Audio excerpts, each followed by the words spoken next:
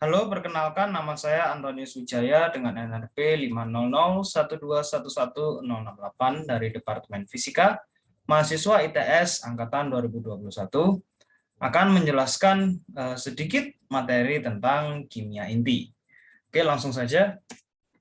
Jadi kalau kita membahas tentang kimia inti, itu merupakan salah satu bab yang ada di mata pelajaran mungkin kimia dan fisika yang membahas tentang inti atom, jadi proton dan neutron, atau yang kita sebut sebagai nukleida, itu merupakan istilah dari inti atom. Sebelum kita lanjut, kita harus tahu dulu perbedaan dari reaksi kimia biasa dengan reaksi nuklir atau reaksi kimia inti. Yang pertama, pada reaksi kimia tidak terjadi perubahan pada susunan inti atom. Jadi yang berperan hanyalah elektron-elektronnya saja. Sedangkan pada reaksi nuklir terjadi perubahan pada susunan inti atom sehingga terbentuk unsur baru. Yang kedua, tidak terjadi perubahan massa atom. Pada reaksi nuklir terjadi perubahan massa. Nah, di sini bukan berarti tidak berlaku hukum kekekalan energi ya, tetap berlaku, hanya saja massa atom itu diubah menjadi energi. Nah, energi yang dihasilkan ini merupakan energi yang besar ya. Kalau kita tahu rumusnya Einstein itu E sama dengan mc kuadrat, dan ini berkaitan dengan nomor 3, yaitu energi yang dilepas atau diserap relatif kecil, tapi pada reaksi nuklir sejumlah besar energi dilepaskan atau diserap. Nah, yang keempat, laju reaksi dipengaruhi faktor luar seperti konsentrasi, suhu, katalis, dan tekanan.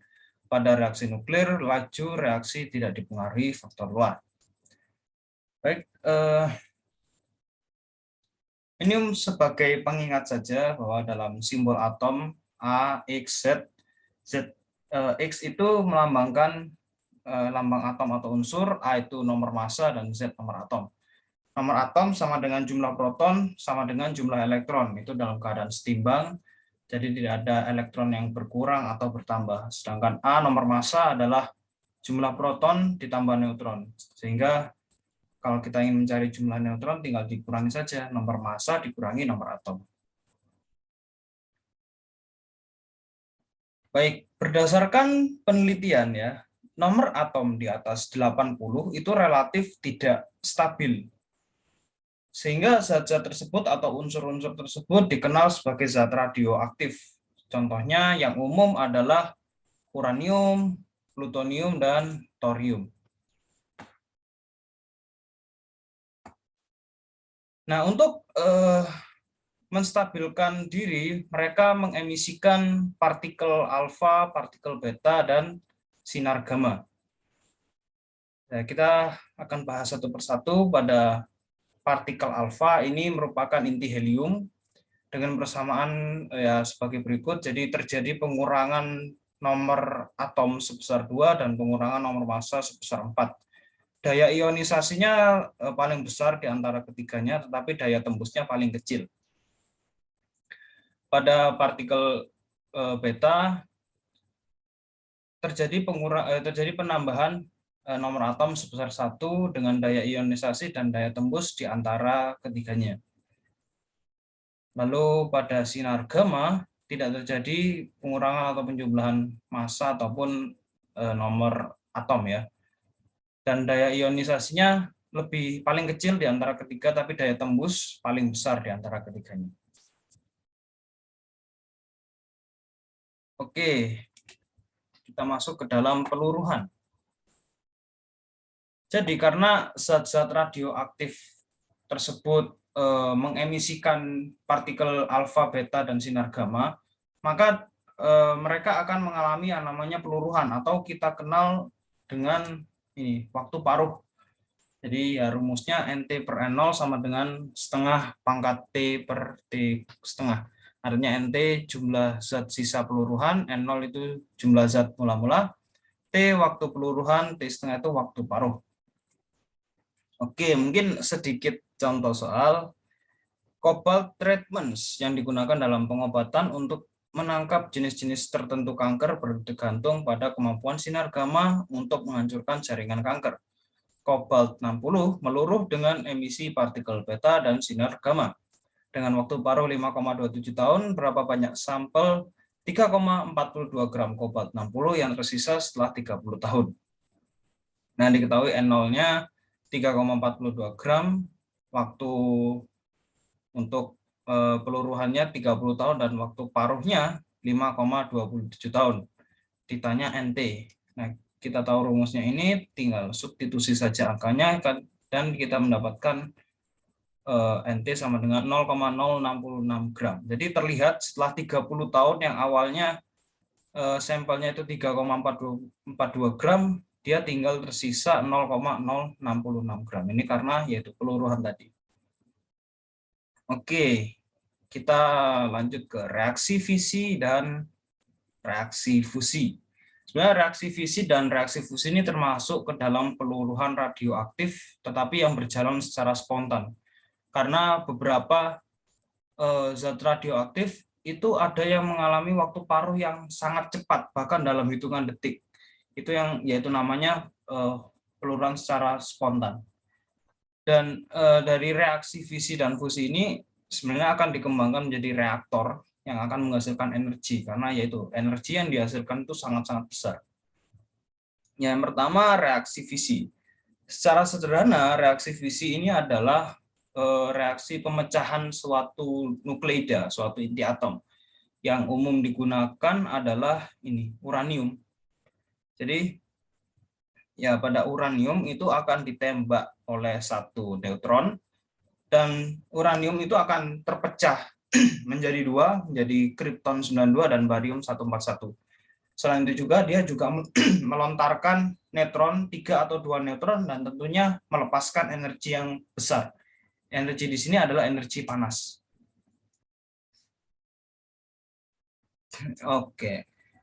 Nah, apabila ini tidak dikendalikan dengan baik, maka ketika satu uranium itu terpecah menjadi dua, melepaskan 2 atau 3 neutron, dan menumbuk inti uranium yang lain, maka akan terjadi reaksi berantai. Begini seperti ini terus, maka energi yang dihasilkan itu akan semakin besar dan semakin besar, maka akan timbul ledakan atau explosion. Dan sebenarnya prinsip inilah yang dipakai dalam nuklir ya, bom nuklir. Oke, jadi untuk apakah kita bisa mengekstrak energi tersebut? Jawabannya bisa, bahkan sudah ada ya, namanya pembangkit listrik tenaga nuklir.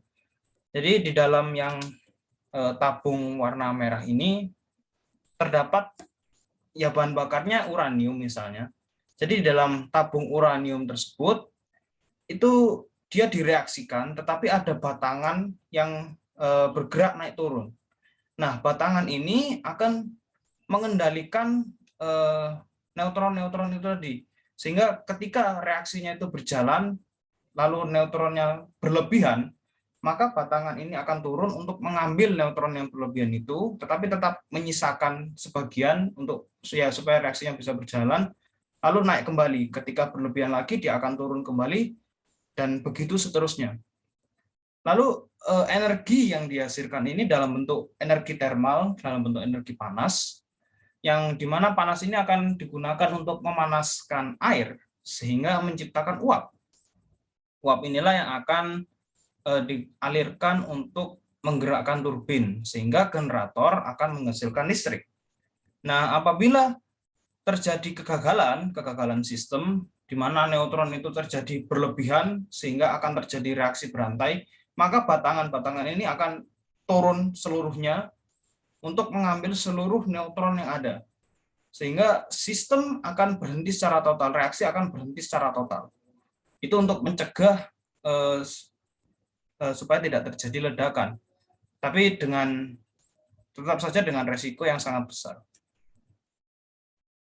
Oke, kita masuk ke dalam reaksi fusi. Sebenarnya ini adalah kebalikan dari reaksi fisi, di mana reaksi fusi adalah penggabungan dua inti atom. Yang paling umum dikenal adalah ini, helium atau protium.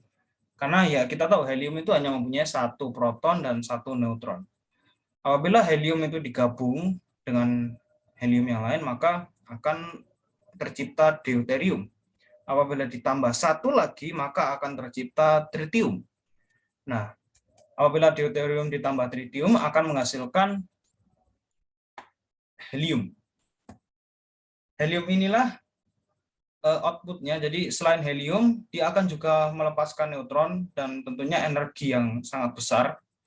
Dan sebenarnya tidak masuk akal ya, karena kita tahu inti atom atau proton itu mengandung muatan positif. Berdasarkan hukum Coulomb, muatan positif bertemu dengan muatan positif, dia tidak akan tarik-menarik, tapi akan tolak-menolak. Sehingga untuk mengakali ini diperlukan pemanasan hingga suhu 150 juta derajat Celcius, yang bahkan 10 kali lipat dari suhu matahari.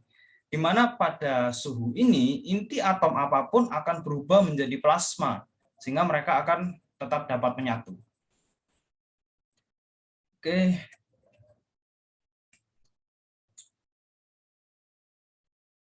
Baik. Reaksi fusi alami ini sebenarnya terjadi di matahari kita.